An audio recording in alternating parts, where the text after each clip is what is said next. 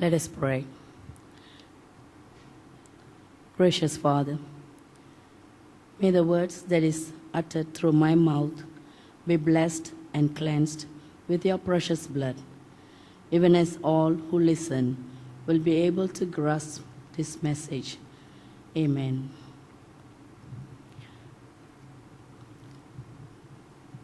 இன்று நாம் பார்க்க வேண்டிய பாடவசனம் லூக்கா எழுதிய சுவிசேஷம் 10ஆம் அதிகாரம் 13 17 வரை.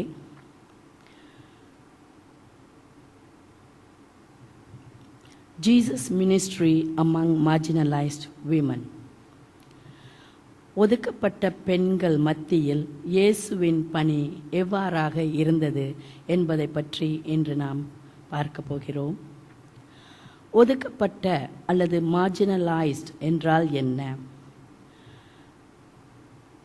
To keep or put someone in a powerless or unimportant position within a society or a group. ஒதுக்கப்பட்ட என்றால் முக்கியத்துவம் இல்லாத, சமுதாயத்தில் அங்கீகரிக்கப்படாத அல்லது தலைமைத்துவம் கொடுக்கப்படாத ஒரு நபர் எனப்படும். Women were not only marginalized during Jesus' time, during the first century, but even today we face such situations. How did the Greeks, the Romans, and the Jewish treat women since the first century? பெண்கள் ஒதுக்கப்பட்ட காலகட்டம் 1ஆம் நூற்றாண்டு தொடங்கி இன்றைய மட்டும் நாம் காணலாம் இது போன்ற அவல நிலையை. எப்படி 1ஆம் நூற்றாண்டில் கிரேக்கிய காலத்திலும் ரோமர் காலத்திலும் மற்றும் யூதர்கள் காலத்திலும் பெண்களுடைய கதி எப்படி இருந்தது என்று இப்பொழுது பார்ப்போம். Women can only leave home with a trustworthy man. Number 2, they cannot interact or eat with male guests. Men kept women or wives as slaves. Girls cannot go to school. பெண்கள் வீட்டை விட்டு வெளியே செல்ல வேண்டுமானால் ஒரு நம்பிக்கைக்குரிய ஆண் துணையுடன் தான் செல்ல முடியும். வீட்டுக்கு வரும் ஆண் விருந்தினருடன் பேசவோ உடன் அமர்ந்து உணவு உண்ணவோ கூடாது. பெண்களை அல்லது மனைவிமார்களை அடிமையாகத்தான் வைத்திருந்தனர் ஆண்கள். பெண்கள் பள்ளிக்கு செல்லக்கூடாது. They cannot speak in public. If they do, they are considered low in status. Women were considered inferior to men. Women were considered responsible for unleashing evil to the world. Women under the control of men or husband, and he is in ownership of all her possession. பொது கூட்டங்களில் பெண்கள் பேசக்கூடாது. அப்படி செய்தால் அவர்களை தாழ்த்தப்பட்டவர்களாக கருதப்படுவர். உலகத்துக்கு தீய சக்திகளை விடுவிப்பவர்கள் என்று கருதப்பட்டனர்.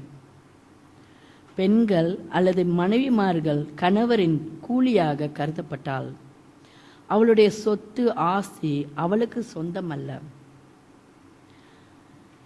The wife will be divorced if she goes in public without a veil.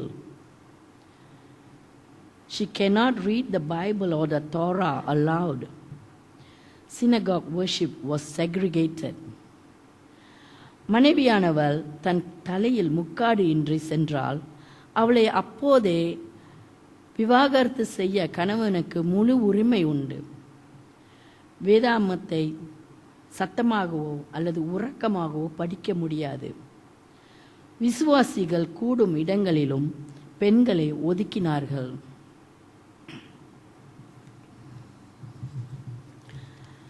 How did Jesus treat women? His treatment of women was very different. The extremely low status of Greek, Romans, and the Jewish women had for centuries was radically affected by the appearance of Jesus Christ. He respected women.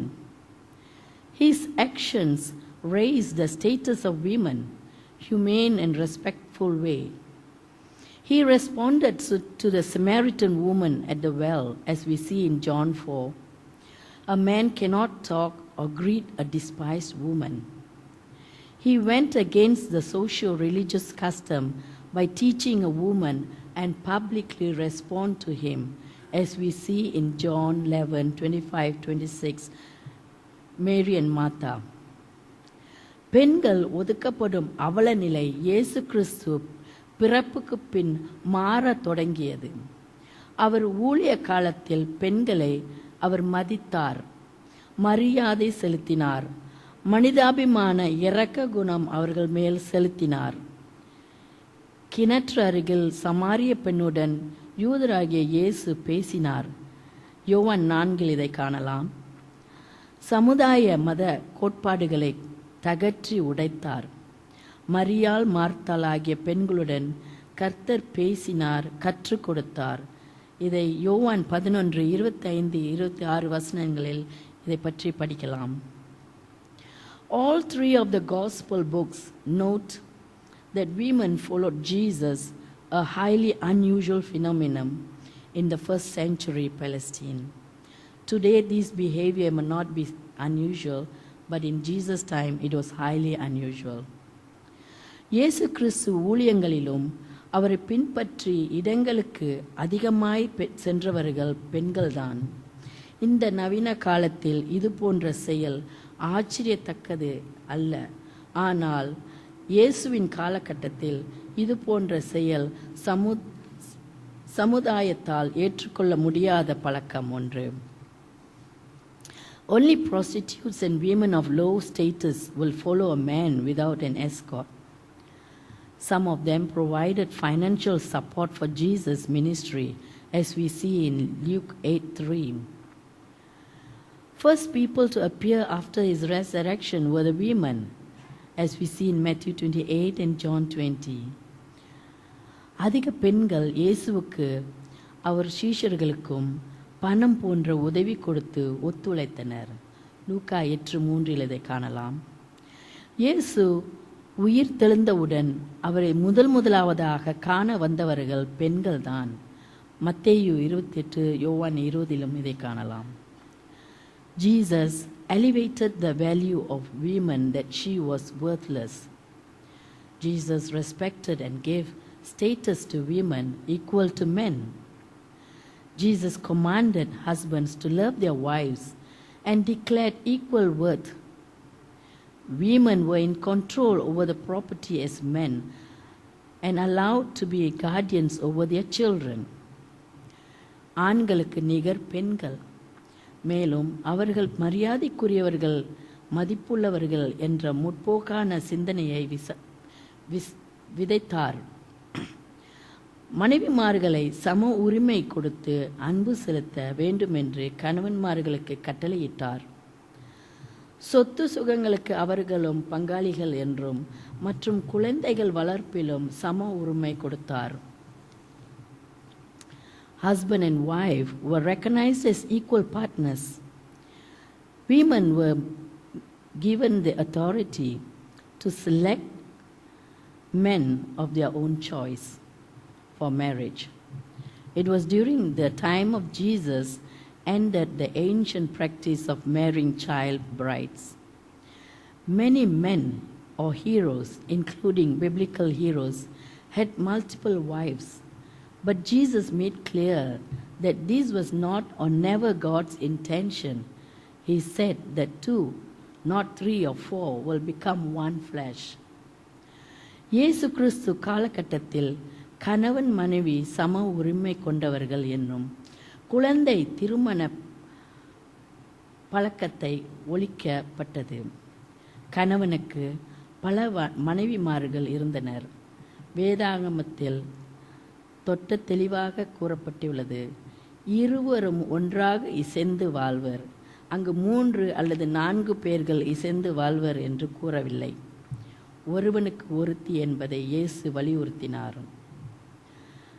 Now we will look at one specific case from the book of Luke 13:10-17, how women were marginalized during Jesus' time. It was a Sabbath day. Jesus was preaching in a synagogue. The place was overflowing with believers. In the midst was a woman who was bent for the past 18 years. In that situation, she never missed attending church. On that specific Sabbath day, unexpected, Jesus' eye saw the bent woman. இப்படி இருக்க இயேசுவின் காலத்தில் ஒதுக்கப்பட்ட பெண்களின் குறிப்பாக ஒரு பெண்ணை பார்ப்போம். இது லூக்கா 13:10-17 கூறப்பட்டிருக்கும் பகுதியை பார்ப்போம். ஜெப ஆலயத்தில் ஓய்வு நாள் அன்று இயேசு போதகம் பண்ணி கொண்டிருந்தார். அங்கே கூட்டம் நிரம்பி இருந்தது. அந்த நெரிசலில் 18 ஆண்டுகள் நிமிரக்கூடாத கூனி ஒருத்தி இருந்தாள். நல்ல நிலையில் இருக்கும் பெண்களையே இந்த காலகட்டத்தில் நாம் பார்ப்பது கிடையாது. அப்படி இருக்கும்போது ஒரு 18 ஆண்டுகள் நிமிர முடியாத ஒரு பெண்ணை எப்படி மற்றவர்கள் பார்ப்பார்கள்? ஆனால் கர்த்தருடைய பார்வை இந்த பெண்ணின் மீது பட்டது. He called her to him. He touched her and said, "You are released from the bondage of Satan. You are healed." Immediately she straightened and stood straight. She leaped in joy and thanked the Lord and glorified him. அவளை தம்மிடத்தில் அழைத்தார். 13ஆம் வசனம், அவள் மீது தமது கைகளை வைத்து, "இஸ்திரியே, உன் பலவீனத்தில் என்று விடுதலையாக்கப்பட்டாய்" என்றார். உடனே அவள் நிமிர்ந்து நேராக நின்றாள். சந்தோஷத்தில் நன்றி கூறினாள். What do we see in this situation? He acknowledged her equal standing with men in Israel's religious heritage by referring her as daughter of Abraham. He himself rendered to cure her. He called her to him. He did not see her as a despised woman. He touched to release her from the bondage of Satan for the past 18 years. He had compassion over her situation. He did not think it was a Sabbath day when he comes to help or healing. He was courageous to break the norm of a Sabbath day before the hostile religious leaders. Jesus helped and defended this poor woman who was helpless. இங்கு நாம் என்ன பார்க்க வேண்டிய காரியம் என்னவென்றால், இயேசு அவளை ஆபிரகாமின் மகளே என்று அழைத்தார். அவளை குணப்படுத்த முன் வந்தார். அவர் அண்டையில் அழைத்தார். அவளை தொட்டார். அவளை கண்டு மனது உருகினார். ஒதுக்கப்பட்ட ஒரு பெண் என்று அவர் கருதவே இல்லை. ஓய்வு நாளுடைய சம்பிரதாயத்தை வெட்டி ஒழித்தார். நாதியற்ற யாரும் உதவி செய்ய முன்வராத ஒரு பெண்ணுக்கு உதவி செய்தார். How did the religious leaders react to the situation? They were very unhappy and angry for what Jesus did on a Sabbath day. For them, she was a despised woman, and Jesus was a Jew. They rebuked the people for not using the other 6 days for healing. யூத தலைவர்கள் இந்த சூழ்நிலையை எப்படி பார்த்தனர்? அதிக ஆத்திரம் கொண்டனர். ஓய்வு நாள் என்று சொஸ்தமாக்கியதால் ஒதுக்கப்பட்ட ஒரு பெண்ணை எப்படி யூதராகிய இயேசு குணப்படுத்த முடியும் என்று கருதினர். மற்ற 6 நாட்கள் வேலை செய்ய இருக்கும்போது ஓய்வு நாள் என்று எப்படி வேலை செய்தார் அல்லது சொஸ்தமாக்கினார் என்று கேட்டனர். இயேசு ஜெப ஆலய தலைவரை பார்த்து மாயக்காரனே என்று அழைக்கிறார். தொழுவத்தில் எருதோ அல்லது கழுதையோ அவிழ்த்து தண்ணீர் காட்டுகிறது இல்லையா என்று கேட்டார். 18 ஆண்டுகள் சாத்தான் பிடியிலிருந்த கட்டை அவிழ்க்க வேண்டியதில்லையா என்றும் கேட்டார். Jesus called on the Jewish leaders as hypocrites. You work on the Sabbath. Don't you untie your cattle from their stalls on a Sabbath and lead them out for water? And is it wrong for me just because it is the Sabbath day to free this Jewish woman from Satan's 18 years of bondage? Let us ponder what we are doing for such women. What is my part as a Christian? Am I compassionate, loving, helpful, thoughtful, sacrificial? Are you opening your hands freely? வாருங்கள் ஒரு கணம் யோசித்து பார்ப்போம். ஒரு கிறிஸ்தவன் அல்லது கிறிஸ்தவள் என்று நான் உதட்டளவில் கூறுகிறேனோ, அல்லது மேலே கூறப்பட்ட பெண்களுக்கு கரிசனை காட்டுகிறோமோ, அன்பு செலுத்துகிறோமா, ஆதரவு மற்றும் அர்ப்பணிப்பு செய்கிறோமா, நம் கரங்களை இயேசு நீட்டியது போல நீட்ட தயாராக இருக்கிறோமா? Even today in our midst, there are many women such as single mothers, marginalized women, prostitutes, HIV positive women, tortured, ill-treated women, raped, out of wedlock women and poor women. மேலே குறிக்கப்பட்ட சூழ்நிலை நம் மத்தியில் அவல பெண்கள் நிறைய இருக்கிறார்கள். உதாரணமாக தனித்து வாழும் தாய்மார்கள், கைவிடப்பட்ட ஒதுக்கப்பட்ட பெண்கள், விலைமாதுகள், HIV நோயாளிகள், கொடுமைக்குட்பட்ட பெண்கள், கற்பழிக்கப்பட்ட பெண்கள், ஏழை பெண்கள். Let us join hands as a church. Come forward to help these marginalized women. Also, let us support those who are helpless. And let us support those who are helping those helpless. ஒரு சபையாக சேர்ந்து உதவி செய்வோம். செய்யும் மற்றவர்களுக்கும் ஒத்துழைப்பு கொடுப்போம். Last week, we celebrated International Women's Day. What did we see on medias? Only the successful women were interviewed or highlighted. Not one downtrodden was shown to the world. கடந்த வாரம் அனைத்து உலக மகளிர் தினம் கொண்டாடப்பட்டது.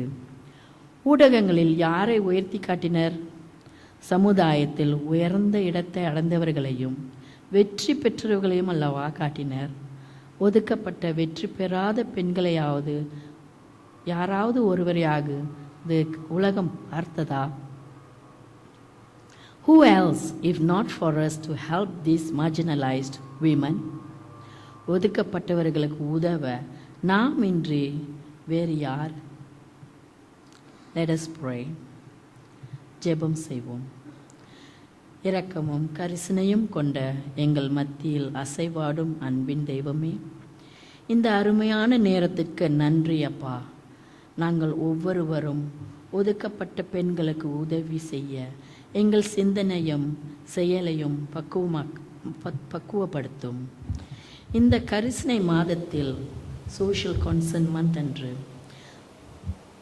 தாராளமாக நீர் எங்களுக்கு கொடுத்ததை உம்முடைய ஊழியத்துக்கு என்று கொடுக்க நாங்கள் ஒப்பு கொடுக்கிறோம் அப்பா. நன்றி இயேசப்பா, நன்றி. இயேசுவின் பாதம் பணிந்து எங்களை ஒப்புவிக்கிறோம். ஆமேன்.